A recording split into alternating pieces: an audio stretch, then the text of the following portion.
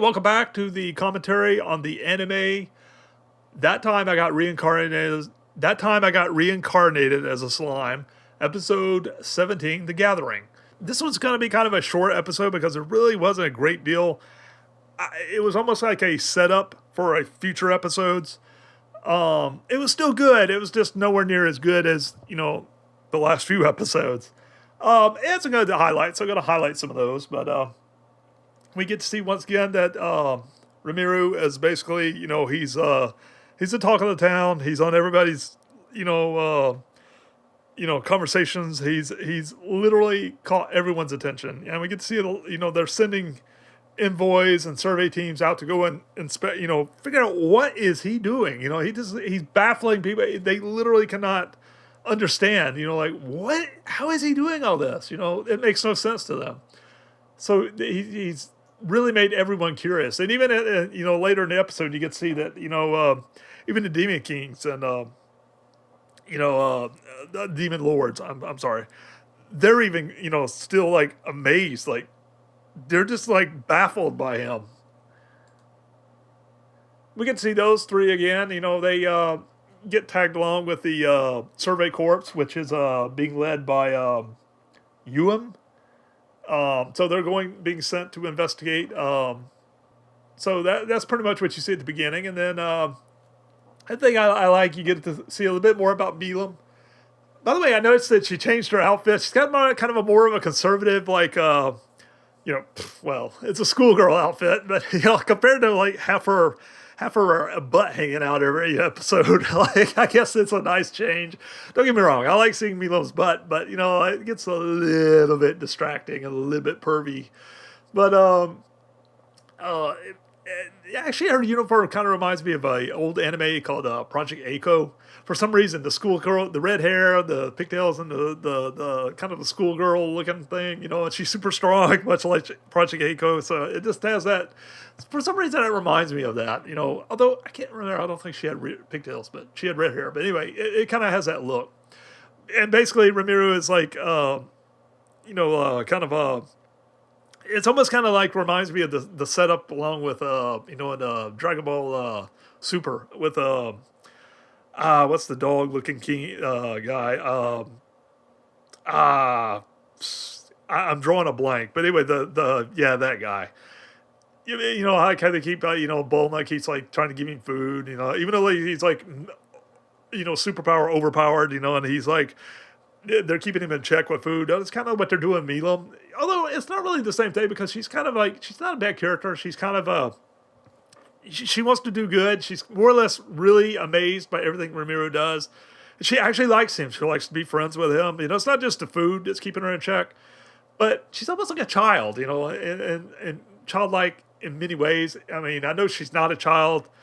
I guess as far as the demon lords go, she is a child, but as far as like, she's probably older than everyone there, and vastly superior in strength and knowledge. So it's just, she really wants to be there. She's not really being taken in or taken advantage of necessarily. She's just more or less, they're using food to kind of keep her in line. And she's kind of okay with it because she really enjoys the food. It's just, yeah, she's a cute character. I'm sorry. I just really enjoy her character. Her and, like I said, Shion. I really enjoy them for obvious reasons. We can see a little bit more about Vesta, and he finally comes up with is able to replicate, Rimiru's like healing, he's managed to come up with some healing potions. And I kind of like the idea that Rimuru was to try to make kind of franchise his like healing potions. But they quickly strike it, shut him down. They say, no, you can't have him like, no, we gotta, you can't just give this to everybody. It would really wreak havoc, so, we can sell some of the cheaper ones, but yeah, we got to kind of, that's not going to work. But I kind of like that idea. It really made a lot of money. He would have like quickly become like a franchise. Rimiru's healing potions.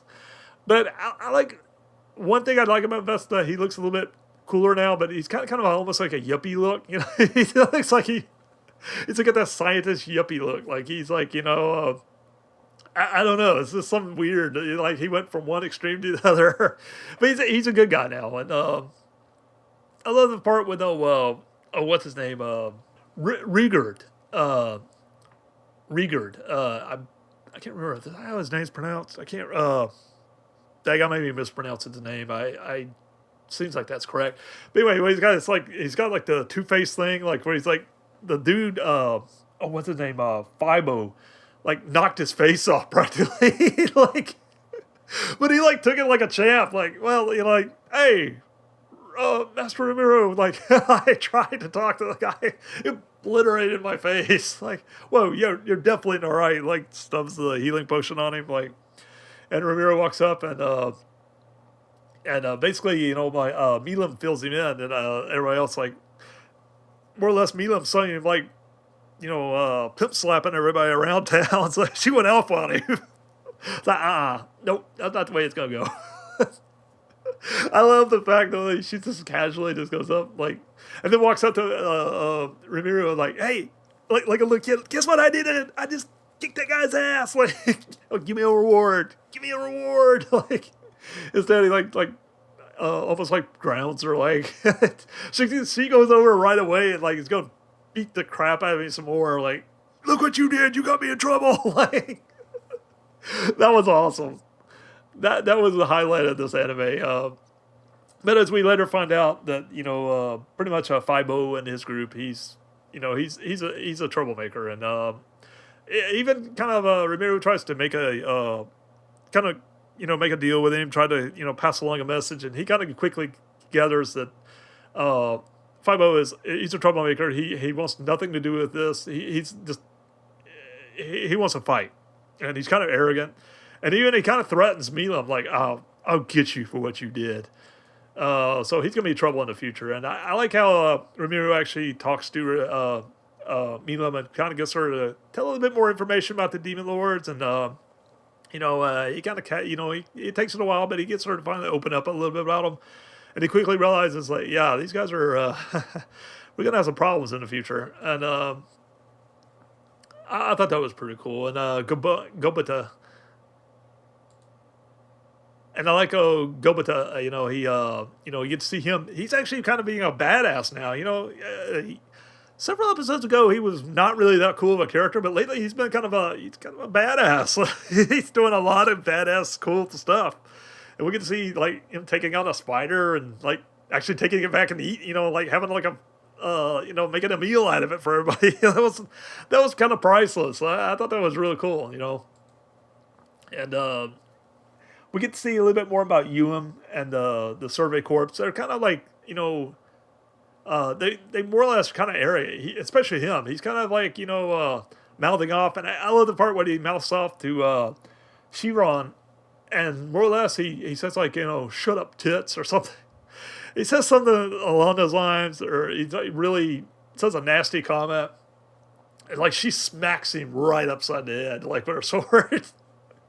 He deserved it. I mean, even though I know she's got big breasts, you do not tell a girl, don't talk about them. I mean, just, he's kind of just arrogantly just like, yeah, dude, he had that coming.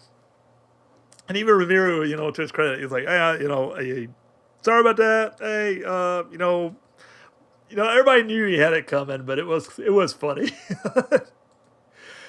And more or less, as they're talking, they quickly gather, and they're surprised by like the fact that Vesta's there, that Milam's there. They literally can't. The Servant Corps cannot understand like how is this happening? How has he got all these people here and they're not fighting and they're all want to be here, and they're listening and they're looking around and they're like, finally they start to get it. Eventually, the Ewan gets it. He starts to understand, like this is a pretty special, place, and the setup that Rimuru has, and eventually they come around, and I love the fact that the Demon Lord, his little, you can see a little bit more about him. He's almost like he has this like I don't know, I don't want to say like a president of a company type like setup. He's like got this like little office, like little setup. It's like, it's weird. It's not exactly what you would think of like a Demon Lord. Like he's got like a hey, welcome to my executive suite. Let's cut a deal. Like, I mean, he's got that like setup. He's got these like clown like underlings under him. I forgot to look up what her name is. I think she's the coolest thing ever. Even though she's got that Fortnite-ish, like all of these little clown guys have got like and gals have got these like these little masks, these little clown masks. Hers is absolutely hilarious. It's not even hilarious. It's just it's adorable, but yet it's like kind of cool looking. It's just it is just so strange. It looks so goofy and cool at the same time. It's hard to really just I guess that's why I like it. It's just it's such a contradiction on many levels. It's really cool looking. I like how they just casually do these, like little, as they're talking to him, they're doing like these like like kicking around, doing these like somersaults and crap. And she's evidently like his spy. Like he sends her like on reconnaissance stuff, and she's reporting back, and I thought that was kind of cool. But although he kind of perks up when he mentions that Charadis, which at some point even he was kind of spooked by that. So I'm looking forward to seeing some more information about that, and probably hopefully in the next episode or two, and I'd like to see some more about this character. Both these characters, they're really kind of cool. I don't know why. It's just they're just so unusual. They're really super strong, but yet they're just kind of cool. And by the way, she even kind of references that Rimuru that he kind of has an interest in that. Like why are you so interested in him? And why you got so interested in him? And they're like, everybody says the same thing. Like I just went, he's always doing interesting things. So we like to watch him. They're really amazed by him. I thought that was kind of cool, because clearly this guy is like several levels over. He's about like Meatlum, and maybe even stronger, way stronger than Meatlum. I'm kind of getting the idea that he's the strongest of the strongest. He is the alpha to their group, and but even he is like just amused and really just even when Rimuru has really messed up some of his plans. He really doesn't care. He's just like, hey, I'm really amused by him. Like, well, whatever. Like, I thought that was pretty cool. Anyway, that's all for this episode. That's pretty much it. I know I got this done a little bit late. The episode came out yesterday, but I'm just gonna try to get it done on the day the episode comes out. But sometimes that is really hard to do. So. You're going to have to work with me on this. You're going to have to give me a little leeway because sometimes I know a lot of people get their commentary out faster, but sometimes life happens and stuff gets in the way, and I just am not always able to get these episodes out. Anyway, that's all for this episode. If you like this episode, please like and subscribe to this. I'll catch you next time.